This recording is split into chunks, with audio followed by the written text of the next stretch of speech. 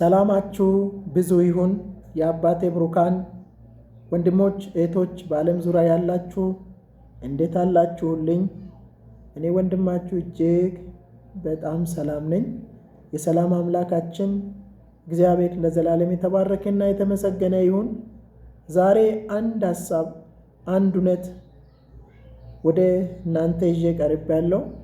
ዛሬም እኔም ስለ ህልሜ፣ ስለ ህልማችሁ፣ ስለ ህልምህ፣ ስለ ህልምሽ እግዚአብሔር የተናገረሽ ያ ጊዜ በልጅነትሽ ያወራሽ የተናገረሽ ህልምሽን እንድታስቢ፣ ህልምን እንድታስብ፣ ህልምን የነገረ እግዚአብሔር መፈጸም እንደሚችል ማድረግ እንደሚችል የምናይ እግዚአብሔር እውነት አለና፣ ስለዚህ ዛሬ የምንካፈለው ያው እግዚአብሔር ቃል የሚገኘው ዘፍጥረት ምዕራፍ 37 ቁጥር 5 እንደውም አለፍ ብለን ከቁጥር 9 እስከ 11 ላይ ቆመን የከበረውን ያው እግዚአብሔር ቃል እንካፈላለን።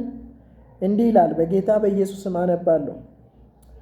ዮሴፍም ሕልም አለመ፣ ለወንድሞቹም ነገራቸው። እነርሱም እንደገና ብዙ ጠሉት።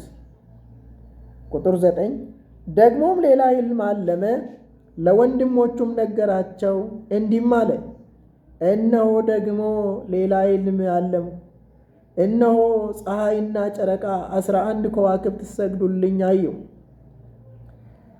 ለአባቱም ለወንድሞቹም ነገራቸው። አባቱም ገሠጸው፣ እንዲህም አለ፣ ይህ ሕልም ያለምከው ምንድን ነው? በአሁኑ እኔና እናትህ ወንድሞችም መጥተን በምድር ላይ እንድንሰግድልህ ይሁን?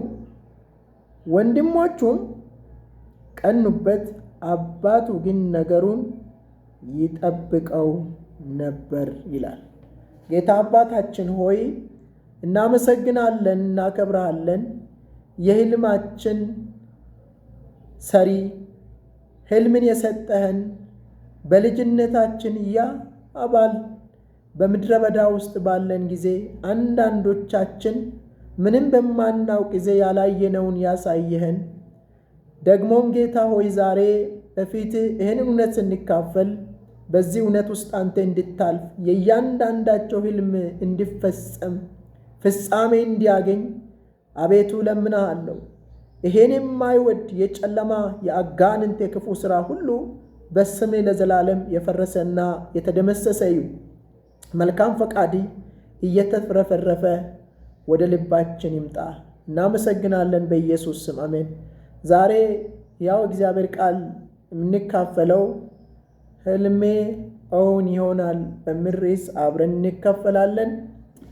ሕልም አላችሁ፣ ሕልም አለ፣ ሕልም አለሽ ብዬ ስጀምር እግዚአብሔር ስለ ዮሴፍ ሲናገር ዮሴፍ ገና ምንም ባላወቀ ጊዜ በብላቴንነት ወራት እግዚአብሔር ተናገረው። እግዚአብሔር ነገ ሊሆን ያለውን የወደፊቱን የተናገረውን ያወራውን ከእግዚአብሔር ሰማ። ከእግዚአብሔር የሰማችሁ ሕልማችሁ ይፈጸም ዘንድ እንደ እውነት ቃል ወገኖች ሆይ መጽሐፍ ቅዱሳችን ያረጋግጥልናል። አንዳንዶቻችን ሕልማችን ጥለናል። እግዚአብሔር የተናገረን መንገድ ላይ በመጓዝና የእግዚአብሔር እውነት በመኖር ውስጥ ሕልማችን ይፈጸማል። እንግዲህ በዚህ መጽሐፍ ቅዱሳችን ላይ ዮሴፍ ሕልም አየ ይለናል። ዮሴፍ ሕልም አለመ፣ ለወንድሞች ነገራቸው ይላል። ይሄ ሕልም ያየው ከእግዚአብሔር ነው፣ ተራ አይደለም። ነገር ግን ለወንድሞች ነገራቸው፣ ለቤተሰብ ነገራቸው። በነገራቸው ጊዜ እንደ ጠሉት ይነግረናል መጽሐፍ ቅዱሳችን። ብዙ ጠሉት ይላል። ጥቂት አይደለም፣ ብዙ ጠሉ።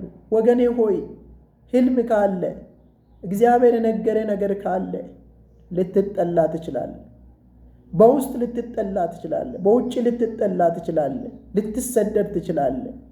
በብዙ ተስፋ መቁረጥ ውስጥ ልትገባ ትችላለህ። ግን ሕልሜን ጠብቀህ የምታስፈጽመው በእግዚአብሔር ሐሳብና በእግዚአብሔር እውነት ውስጥ ኖረህ ከጨከንክ ሕልም እውን ይሆናል። ዛሬ የእግዚአብሔር ቃል ወደ እናንተ ይዤ ስቀርብ ርዕሴም ሕልሜ እውን ይሆናል የሚል ይሆናል። እንግዲህ እኔም በጎዳናዬ ባለፍኩበት በዚህ በአጭር ዕድሜ ውስጥ እግዚአብሔር በብዙ የተናገረኝ ተፈጽሞ አይቻልም። እግዚአብሔር ይናገራል፣ ያደርጋል። እግዚአብሔር ከሕልማችን ጋር የነገረን ጋር ሊያደርስ የታመነና ጻድቅ ነው። እንግዲህ አሁን መግቢያ ላይ እንደተናገርኩት ሕልሙን የሚፈጽም እግዚአብሔር አለ። በልጅነቱ ምክንያት፣ ባለማወቁ ምክንያት፣ ባለመረዳቱ ምክንያት ዮሴፍ ለወንድሞቹ ነገረ። ይህ ሕልም መነገር የሌለበት ነበር። የሚገርም ነገር መጽሐፍ ቅዱሳችን ስነግረን በዚህ አባቱም ቁጥር 11 ላይ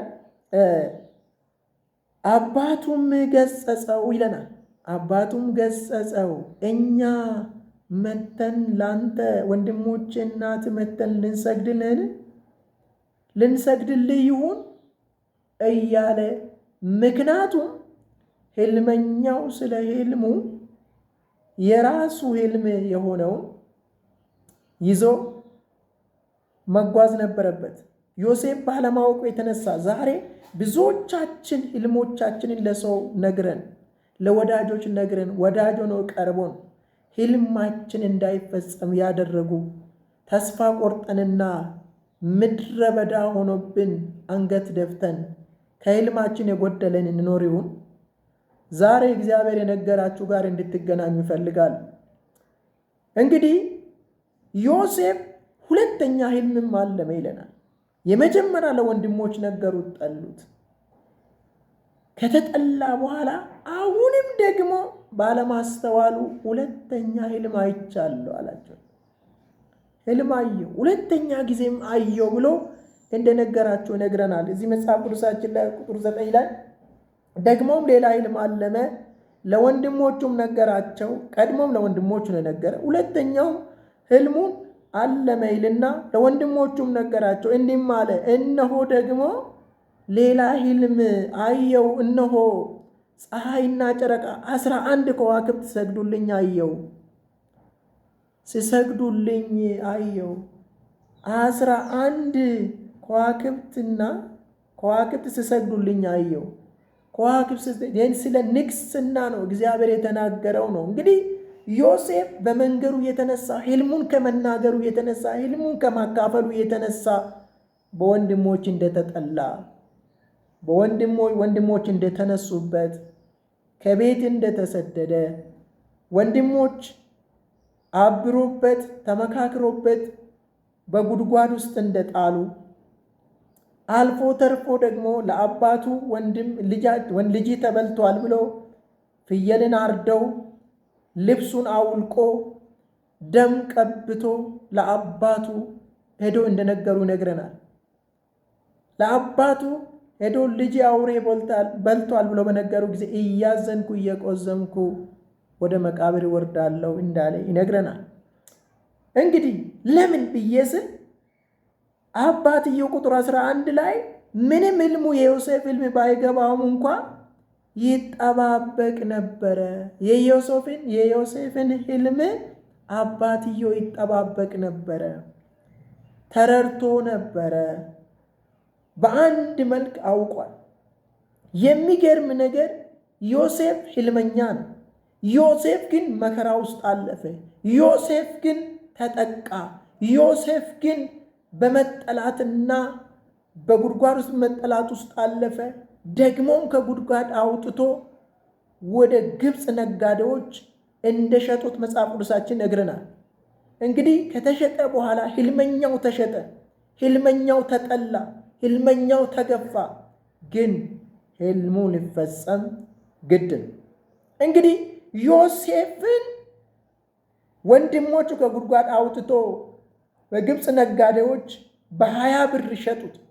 ከሸጡት በኋላ ሕልመኛው ወደ ኢጥፋራ ቤት እንደገባ ይነግረናል። ኢጥፋራ ቤት ከገባ በኋላ የኢጥፋራ ቤት እግዚአብሔር ከዮሴፍ ጋር ነበረ ይለናል መጽሐፍ ቅዱስ። እግዚአብሔር ከዮሴፍ ጋር ነበር። እግዚአብሔር ከዮሴፍ ዘንድ ነበር። እንግዲህ ዮሴፍ ወደ ኢጥፋራ ቤት ከገባ በኋላ የኢጥፋራ ቤት በውስጥም በውጭም ተባረከ ይለናል። ከዛ በኋላ ታሪካው እንደሚነግረን የጲጥፋራ ሚስት በዮሴፍ ላይ ዓይኑን እንደጣለችበትና ማንም የለም ከኔ ጋር ተኛ እንዳለችው ሕልሙን ለማስተጓጎል፣ ሕልሙን ለማስጣል፣ ሕልሙ እንዳይፈጸም ለማድረግ ሰይጣን ያቀናጀው ነበር። በወንድሞች ተጠልቷል፣ ተገፍቷል፣ ጉድጓድ ውስጥ ተጥሏል። ከጉድጓድ አወጡት፣ ለነጋዴዎች ሸጡት። ከዛም በኋላ በገባበትም እንኳን ያን ሕልም እንዳይፈጸም፣ ያ ሕልም አሁን እንዳይሆን ጠላት እጅጉ ይሰለፍ ነበር። ዮሴፍ ግን ሕልመኛው የጲጥፋራ ሚስትን ልብስን ጥሎባት እኔ ያለ ማንም ላይኖር ይችላል፣ ሰው ላይኖር ይችላል፣ እግዚአብሔር ግን ሁሉን የሚያይ እግዚአብሔር ያያል ብሏት በያዘች ጊዜ ልብሱን ጥሎባት ሄደ ይለናል። ሕልመኞች እግዚአብሔር የነገራችሁ ሕልማችሁ በመንገድ የጣላችሁ እግዚአብሔር የነገራችሁትን የረሳችሁ ሕልማችሁ ምን ይሁን እንድታስቡ ይፈልጋል። እንግዲህ ዮሴፍ በዚህ ምክንያት ወደ ወህኒ እንደገባ ይነግረናል። ሕልመኛ ሆነ ወህኒ ገባ።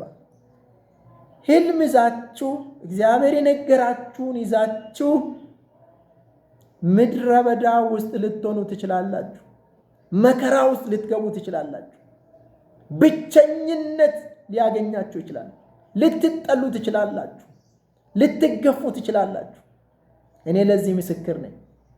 ያው እግዚአብሔር ፊት ሆኜ ይሄንን እውነት ሳወራችሁ በሕይወቴ ውስጥ አልፏል። ግን ሕልመኛው ግን ሕልሙ የሚሳካበትን መንገድ ላይ ተጉዞ ለሕልሙ መሳካት ምክንያት መሆን ያለበት ሕልመኛው ራሱ። ዮሴፍ ለራሱ ላየ ሕልም ታምኖ በመጠበቅ በጣም የሚገርመኝ ዮሴፍ በተሸጠበት አገር፣ በተጣለበት አገር፣ በምርኮ አገር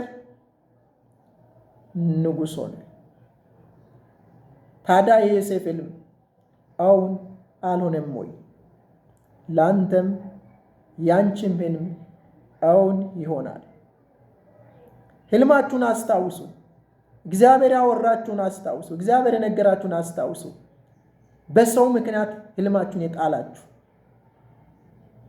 በወዳጆች በሚመስሉ ሰዎች ሕልማችሁን ጥላችሁ ያላችሁ፣ ዛሬም እግዚአብሔር ለሕልሙ ታማኝ። በእግዚአብሔር ፊት ውደቁ፣ ሕልሜን ፈጽምልኝ በሉት። እዚህ ስፍራ ላይ እንግዲህ የሚነግረን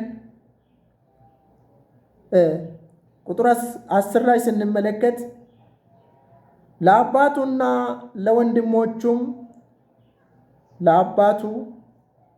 ለወንድሞቹም ነገራቸው። አባቱም ገሰጸው እንዲሁም አለው፣ ይህ ያለምከው ሕልም ምንድን ነው? በአሁኑ እኔና እናት ወንድሞች መተን በምድር ላይ እንሰግድልህን? ይሁን እንግዲህ ይሁን አለው እግዚአብሔር። ይሄን አባቱ ካለ በኋላ ወንድሞቹም ይላል፣ ወንድሞቹም ቀኑበት ይልና ቁጥር 11 ላይ መጨረሻ ላይ አባቱ ግን ነገሩን ይጠብቀው ነበር ይላል። አባቱ ግን ይሄንን ነገር ወደ ማስተዋል መጥቶ መጀመሪያ የገሰጸው ግን መጨረሻ ላይ ነገሩ ገባውና አስተዋለውና መጠበቅ ጀመር። እግዚአብሔር የነገራችሁ ምንድን ነው? እግዚአብሔር ያወራችሁ ምንድን ነው? ወደ ሕልማችሁ ተመለሱ። ሕልማችሁ ሊፈጽም የሚችል ወደ አምላካችሁ ራሳችሁን አቅርቡ። ዛሬ ስለ ሕልም ስንናገር ሕልማችሁን ይፈጽምላችሁ። 2019 ሕልማችሁ አሁን ሆኖ የምታዩ የምትወርሱ ያድርጋችሁ። እግዚአብሔር አምላክ ስሙ የተባረከ ይሁን።